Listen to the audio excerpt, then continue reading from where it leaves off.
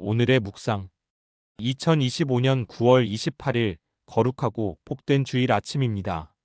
어제 우리는 하나님의 위대한 약속 앞에서도 흔들리는 아브람의 믿음을 하나님께서 친히 당신의 목숨을 걸고 확증해 주시는 횃불 언약의 은혜를 묵상했습니다.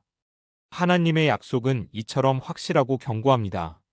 그러나 문제는 그 약속이 이루어지기까지의 길고 긴 기다림의 시간을 우리가 어떻게 통과하느냐에 있습니다. 하나님의 침묵이 길어질 때 우리의 믿음은 쉽게 조급함으로 변질됩니다. 그리고 그 조급함은 종종 하나님의 방법을 기다리지 못하고 나의 계획과 노력으로 하나님의 약속을 억지로 이루려는 인간적인 시도로 이어지곤 합니다. 오늘 말씀은 하나님의 약속을 기다리지 못했던 사례와 아브람의 인간적인 계획이 어떻게 더 깊은 갈등과 아픔을 낳게 되었는지를 보여줍니다. 그리고 바로 그 인간의 실패와 상처의 현장 속에서 소외된 자를 찾아오시는 하나님의 놀라운 긍휼을 우리에게 드러냅니다. 오늘 우리에게 주시는 하나님의 말씀은 창세기 16장 1절로부터 16절까지의 말씀입니다. 아브람의 아내 사레가 아이를 낳지 못하자 당시의 관습에 따라 자신의 여종 하갈을 통해 후사를 얻으려 한다. 아브람은 이에 동의하고 하갈은 임신하게 된다. 임신한 하갈이 사레를 멸시하자 사레는 하갈을 학대하고 결국 하갈은 광야로 도망친다.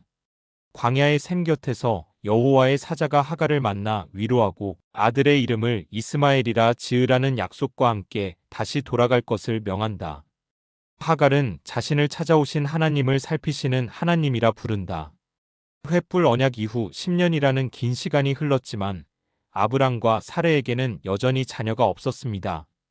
기다림에 지친 사레는 당시 고대 근동의 문화에서 합법적이었던 인간적인 대안을 제시합니다. 바로 자신의 여종 하갈을 통해 대리모로 아들을 낳는 것이었습니다. 이것은 어쩌면 하나님의 약속을 돕고자 하는 선한 의도에서 시작되었을지도 모릅니다. 아브람은 이 제안에 침묵으로 동의합니다. 그들은 하나님께 묻는 대신 자신들의 상식과 문화가 제시하는 가장 합리적인 방법을 선택했습니다. 그러나 하나님의 때를 기다리지 않은 인간적인 계획은 즉시 쓰라린 갈등의 열매를 맺기 시작합니다. 아이를 임신한 하갈은 자신의 여주인 사레를 멸시하기 시작했고 깊은 모멸감을 느낀 사레는 그 모든 분노를 하갈에게 쏟아내며 그녀를 혹독하게 학대합니다. 사랑과 신뢰로 가득해야 할 가정은 질투와 멸시, 학대와 원망이 가득한 지옥으로 변해버렸습니다. 결국 견디다 못한 하갈은 임신한 몸으로 정처 없이 광야로 도망칩니다. 선한 의도로 시작된 인간의 계획이 한 여인의 삶을 벼랑 끝으로 내몬 것입니다. 아무도 찾아주지 않는 절망의 광야, 샘 곁에서 홀로 신세를 한탄하며 울고 있던 하갈에게 놀라운 일이 벌어집니다. 여호와의 사자가 그녀를 찾아오신 것입니다. 하나님께서는 아브람과 사레의 믿음 없음과 잔인함을 꾸짖으시기 전에 가장 상처받고 소외된 여인, 이방인이자 노예였던 하갈에게 먼저 찾아오셨습니다. 여호와의 사자는 그녀의 모든 것을 알고 있었습니다. 사레의 여종 하갈아, 내가 어디서 왔으며 어디로 가느냐? 그리고 그녀에게 돌아가 복종할 것을 명하시며 동시에 그녀의 아들 이스마엘을 향한 놀라운 축복을 약속하십니다. 이 만남의 끝에서 하갈은 자신을 찾아오신 하나님께 친히 새로운 이름을 붙여드립니다. 하갈이 자기에게 이르신 여호와의 이름을 나를 살피시는 하나님이라 하였으니 하갈이 고백한 이 이름은 히브리어로 엘로힘입니다. 이는 당신은 나를 보시는 하나님이십니다 라는 뜻입니다. 성경에서 인간이 하나님께 직접 이름을 붙여드린 것은 이것이 처음이자 마지막입니다. 그리고 그 영광스러운 특권이 선택받은 족장 아브람이 아니라 버림받고 소외된 이방 여종 하갈에게 주어졌다는 것은 참으로 놀라운 사실입니다. 이것은 하나님의 시선이 언제나 세상의 중심이 아닌 가장 낮고 소외된 곳, 아무도 주목하지 않는 광야의 눈물을 향하고 있음을 보여주는 위대한 선포입니다. 첫째, 당신은 지금 하나님의 약속을 돕기 위해 인간적인 계획을 세우고 있지는 않습니까? 하나님의 약속이 더디게 느껴질 때 우리는 사례처럼 조급한 마음에 내 지혜와 경험, 그리고 세상적인 방법을 동원하여 하나님의 일을 도우려 합니다. 그러나 하나님의 계획은 우리의 도움을 필요로 하지 않습니다. 하나님께서 원하시는 것은 우리의 유능한 계획이 아니라 그분의 때를 잠잠히 신뢰하며 기다리는 신실한 믿음입니다. 오늘 하나님의 약속을 내 방법으로 성취하려는 모든 조급한 계획들을 내려놓읍시다. 그리고 가장 완벽한 때에 가장 완벽한 방법으로 일하실 하나님을 신뢰하며 기다리는 지혜를 구하는 하루가 되기를 바랍니다. 둘째, 내 주변에 있는 광야의 하갈은 누구입니까? 우리의 가정과 교회 그리고 직장 공동체 안에는 다른 사람들의 이기심과 갈등 속에서 상처받고 아무도 알아주지 않는 광야에서 홀로 눈물 흘리는 하갈과 같은 이들이 있습니다.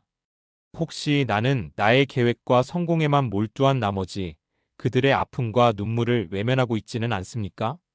오늘 하나님께서 바로 그들에게 찾아가기를 원하신다는 사실을 기억합시다.